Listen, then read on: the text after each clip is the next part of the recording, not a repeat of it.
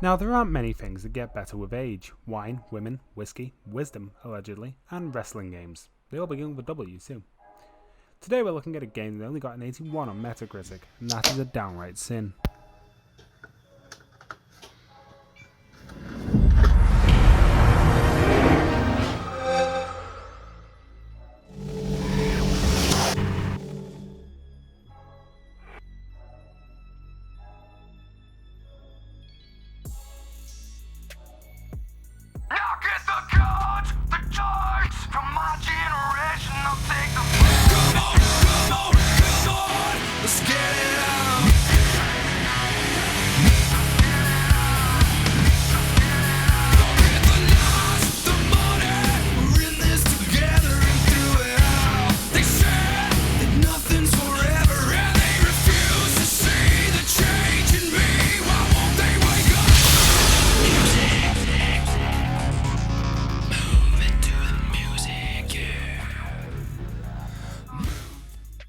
Released in November of 2006, SVR07 was the third game in the by now established series from DHQ. We miss you more and more as time goes on. SVR07 was the first game in the series to make the jump to the new generation of consoles, or new for the time. We're talking about consoles that are approaching 15 to 16 years old. That makes me feel so much older than I actually am, and it hurts. So SVR07, using the improved power of these newer consoles, wanted to bring thunder and crash onto the gaming scene with a bang. So before you start the game, you're treated to this intro cinematic, which I believe was used in official programming, and it is the most ruthless aggression era edgy promo reel ever. I really rate it, and hilariously, this song isn't copyrighted. This trailer, highlight reel or splash screen really makes me long for the older WWE to make a return. I know the stars are getting on and everything, but if WWE turned away from their PG programming and went back to a more T-rated show, I reckon everyone would take notice again. That intro clip just reeks of the ruthless aggression era and why watching WWE at the time was so much fun, despite me not actually watching any WWE broadcasts as a kid, because here in the UK the only way you could watch WWE programming was through one specific cable company, at least back in 2006-2007. That company was Sky. Not sure if the US would know of it, but they charged something wild for their sports package and their films package, and they held a huge monopoly over the cable TV here in the UK. Like, gee, thank God now we've got Netflix, Amazon, Disney+, HBO Max and WWE Network to not be paying as much as we used to for cable TV. Oh, wait. I figured I'd mention what was happening on WWE programming around this time. I also thought it'd make an interesting segment for future episodes I'm planning too. So during this time on WWE TV, we had the return of the tag team consisting of Triple H and Shawn Michaels, known as D-Generation X, or DX for short. WWE also fired Kurt Angle around this time, and I do have to mention it, but as briefly as I can. Chris Benoit murdered his wife and son in Fayetteville, Georgia, and then took his own life. These shocking events occurred between June 22nd and 24th in 2007, so just a few months after the game came out. WWE held a tribute night to Benoit and his family, and upon learning the truth, apologised profusely and made the point to scrub all mention of Chris Benoit from the WWE, thus making SVR07 the last game he would appear in.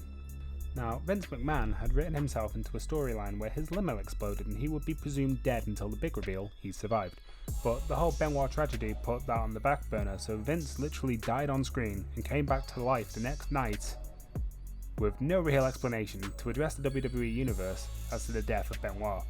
This was before the real story of the events occurred. He then appeared again the night after. Investigators had mapped out what happened to say they were scrubbing all memory of Benoit from WWE programming. Now, sure, I fully understand, given the gravity of what had occurred, that you'd want to seriously stop and take a moment, but it was stuff like this and the complete lack of care for what is called kayfabe, which is the art of portraying events in the ring and televised to the masses as real or true. By this point, people sort of already knew the truth about kayfabe, but still, I get the feeling that if they kept it up, the product we see today would be a bit better, but back to the point. There is a line in this game that if you play through with a custom superstar story, you'll get thrown into a feud with The Undertaker and Chris Benoit, where your character gets pushed into this rivalry, and during a promo interruption, The Undertaker says, and I quote, "Then your grieving family will have no one to blame but you when the inevitable occurs," to Benoit. Which is eerie, seeing as this script would have been written and recorded before the tragedy. I'm sick of you ducking me, Undertaker! You know I'm the most dominant superstar in Smackdown, and you know you can't prove me wrong! You think I'm afraid of you, little man? I can't count the number of superstars who have tested themselves against the dead man and come up short. If you insist on making this mistake, then your grieving family will have no one to blame but you when the inevitable occurs. A similar thing happened in SVR 2006, where The Undertaker again threw Eddie Guerrero into a coffin, and on the same weekend that SVR 06 released, Eddie Guerrero sadly passed away. But I digress. Now, the roster of this game is really impressive, featuring 67 wrestlers, ranging from divas, legends, and men. The complete rosters for Smackdown and Raw, as far as I'm aware, there aren't any stars omitted from the roster, aside from the at the time WWE Tag Team Champions, Paul London and Brian Kendrick. A bit bizarre, seeing as they were both title holders, but whatever I guess. Of course, this would be the last game to feature Benoit. The unlockable superstars include Jerry the King Lawler, Hulk Hogan, Shane McMahon, Taz, Bam Bam Bigelow, and all of Mick Foley's alternate personas too. It was also the first appearance of Ken Anderson, otherwise known as Mr. Kennedy, in a WWE game. Now, there's not much to say about the PPV mode, just that you get to set up a PPV experience, 3 or 4 matches at an event like SummerSlam, WrestleMania or Backlash. That's it really, there isn't much to this mode. It's nice to have, but there's not really much there. One of the greatest modes in WWE video game history made a return in SVR 07, a game mode we haven't seen in a WWE game since SVR 2008, and it's a mode we've been asking for and downright pleading for ever since. It's looking likely that 2K22 will include it, as it was the top requested feature, but still, it's here in SVR 07 and it's a really solid mode. It's tough if you don't know what you're doing, having to manage your money and superstars' fatigue levels so they don't suffer injuries that leave them out of action for a good few months, especially if they are the title holder, because then it's just months of potential popularity points and XP you're missing out on. You start by drafting superstars, which is a mode that should have been in universe mode, but of course sensible requests will always be ignored. You pick which superstar you want, how long you want them for, and then you go to your office where you can begin planning out your shows. These plans can include which superstars are booked to face each other, which stars are championship holders, which stars are in tag teams or stables, and which storylines to make it to air. Now, the season mode of SVR 07 is expansive. It seems that almost every star in the game gets their own storyline, which is pretty good, really expansive. To think this game is almost 16 years old and has a more expansive season mode than its modern counterparts. THQ, just come back to us, man, please. The first time I ever played through the season mode was with a custom character I made when I was like 11. I then played through it again with the Mexican high flyer Rey Mysterio. I beat it recently as The Undertaker, and I'm doing it again as Edge. So yeah, there are different storylines depending on who you're playing as, but really once you play through it once or twice, then you will have seen the majority of what this mode has to offer, and only really super interested fans of wrestling are going to want to play through it again and again as different stars. But still, the option is there, which again is more than we get nowadays. The best part about the season mode is that you earn money in season mode, and that can be spent in the in-game shop, like microtransactions but before microtransactions, only it didn't cost any real world money, just your time. This money could be used to unlock a whole lot of little bits of content, from legendary superstars, which you have to complete a challenge or two first, alternate attires and even movesets and entrance animations. If only modern games took this approach rather than trying to rinse you for every penny you have, then I guess I'd be cool with it. I have to say, the way other stars talk to you outside the occasional story cutscene works really well. Basically, you'll get emails with messages on them written out in the way that stars' gimmicks would talk. A few of them are voiced too, which is great. It's also got to be less work for the dev team trying to lip sync characters' lips to the voice acting. You know, I'm not really making much of a statement with that, but 2K, seriously, try. So you'll face off against a lot of the game's roster in various matches, which segues into my next topic, the match types. So SVR has a pretty stacked list of match types you can play. So first of all, you can choose what type of setup you want for your match, whether it be a single, tag team, triple threat, fatal 4-way, handicap, Royal Rumble match, main event or title match. All of these categories then has several other options, like with or without manager, and when it comes to tag teams, whether or not you want to do a 6-man tag or an elimination tag. Your Royal Rumble can have up to 30 people in it. With your main events, you can choose from Backstage Brawls, Buried Alive, which is a match type missing from recent entries, and Special Referee. That was missing as well, for that matter. You can choose Hardcore, Hell in a Cell, TLC, Money in the Bank, and a whole host of other matches. You can even have intergender matches, which is hilarious because that just would not fly today. So, for the purposes of this video, I paired one of the tallest stars on the roster, the Great Khali, with one of the smallest divas, Mickie James. And the Great Khali should be in jail after that match. There is no way in hell it is fair for a 7'1" giant to be able to pick up and body slam a 5'3" diva causing serious damage. Like playing that match straight up felt like televised murder. It's funny, but incredibly one-sided. I get why intergender matches aren't a thing now, as it's deemed wrong for a man to hit a woman, and sure, that's fair. But these are video games, they aren't real. Let me make stupid matchups, it's funny. Also, SVR07 had a weight detection system in the game, so if I was playing as Rey Mysterio for example, I wouldn't be able to throw Big Show or Umaga around the ring like it was nothing. Also, Rey's strikes don't stun giant characters, they literally shrug it off like it is nothing. Poor Rey. And the Divas can't Irish whip stars that's a towering behemoth cyber because of how much the stars weigh. It's a really surprising system that you don't expect to see in a game, but in terms of immersion, it's perfect. Now let's talk about the graphics. So by today's standards, the graphics are very standard, nothing too amazing, although to be fair, a lot of the characters in this game actually look better than some of the characters in 2K20, which I'm not even sure how I feel about. I'm happy there's a better game to play, but at the same time I'm annoyed that said game is almost 16 years old. Now the graphics of SVR07 are really good. You want to know how stunning this game can look? Just look at various stars entrances such as the Triple H and Taker. The game truly looks stunning.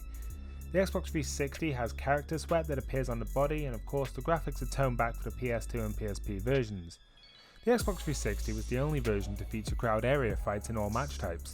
In the PS2 and PSP versions, only certain matches allowed it.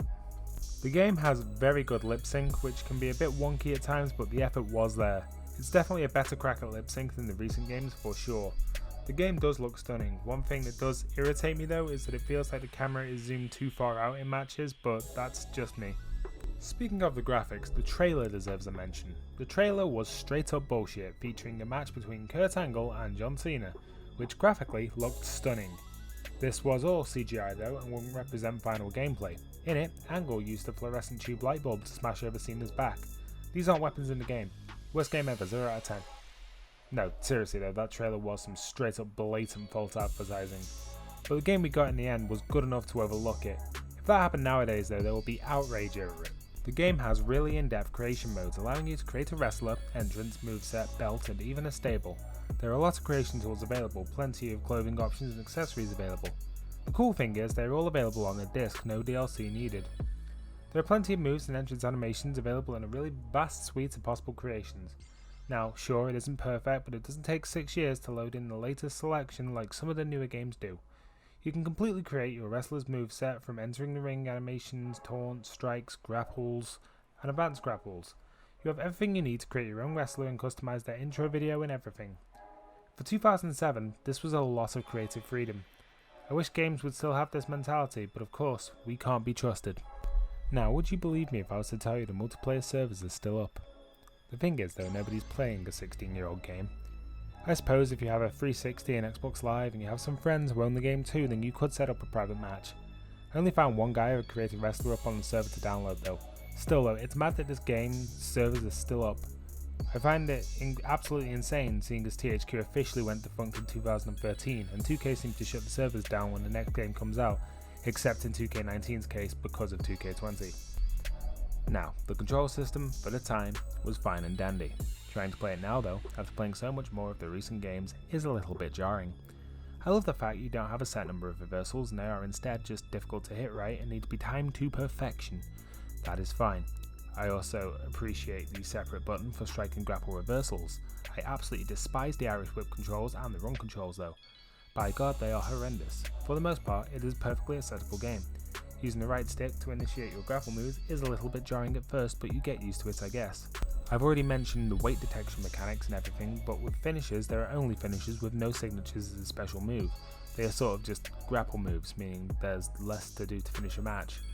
Now there is no superstar info in the pause menu to quickly look up how to set up a star's finisher, so if you don't have a clue how to set up that finisher, you're going to be hitting stars all over the ring to find out when the tap LB for finisher prompt will pop up. Not a complaint as such, I've just been spoilt with 2K's hand-holding of finishes I guess. Now the last thing I want to mention about this actual masterpiece, not Chris Masters, the game's soundtrack. I really rate this game's soundtrack, being a weird mishmash of genres that come together to make the edgiest of edgy boys head bop. You have rock bands like Nonpoint, 3 Days Grace and Rise Against pairing up with Lil Scrappy, which ain't no Scooby-Doo impersonation band, and Ghostface Killer. It's a bit odd to see hip hop tracks mixed in with like rock tracks, but I do rate it being a fan of both genres. I wish 2K would take a page out of THQ's book with regard to the soundtrack, as in recent installments it just seems to be purely hip hop, which isn't a bad shout. Wrestling and hip hop have had a long standing relationship, but with a little variety is nice to have. But there are all sorts of chart topping songs for that year, making the songs they choose feel rather outdated very fast. That doesn't seem to be the case, however, with SVR07 soundtrack. SVR07 soundtrack is a complete banger, and I do still listen to it somewhat regularly. Smackdown vs RAW 2007 will forever be one of my favourite wrestling games, as it is a game I have fond memories of as a truly amazing wrestling game. It still holds up today, but it lacks the polish of some of the more recent titles, but as rough as it could have been, at points around the edges, the graphics for the time were fantastic, taking advantage of the Xbox 360's improved power and capabilities. The character models hold up really well, even beating out some of the more recent renders of characters from the 2K games. Obviously, GM mode earns it like 10 million points here, as it's a mode that we've been wanting to make a return for 16 fucking years. Please 2K. I reckon they may add it into 2K22, as they do need something to give fans an apology for the train wreck that was 2K20. The roster in 07 was stacked, there were no season passes or microtransactions, everything was here already. Sure, you had to unlock some stuff, but that's fine, as you do that at your own pace. Now, SVR07 was not the first game in the series to make waves upon its release, nor was it the last. I do pray that the series is still going strong as we move forward with yet another new decade of complete chaos. Regardless of how well other games do, I will always rate SVR07 as one of, if not the GOAT of wrestling games. I didn't play many of the PS2 games, however, so I could be way off. If this series takes off and if my eBay auctions come through, then I will revisit the older PS2 Smackdown games, provided you guys want it. So at the end of all this series, I can do an ultimate chart of the best to worst WWE games. Thank you for watching, I love you all, and I hope you go on to have a great morning, day, evening or night. Please, if you like this video, give it a like and let me know if I missed anything important out of this quick look at SVR07. Thank you. How doing you are, boys and girls? Make sure to Papascho you subscribe, or have to do this to you. I will.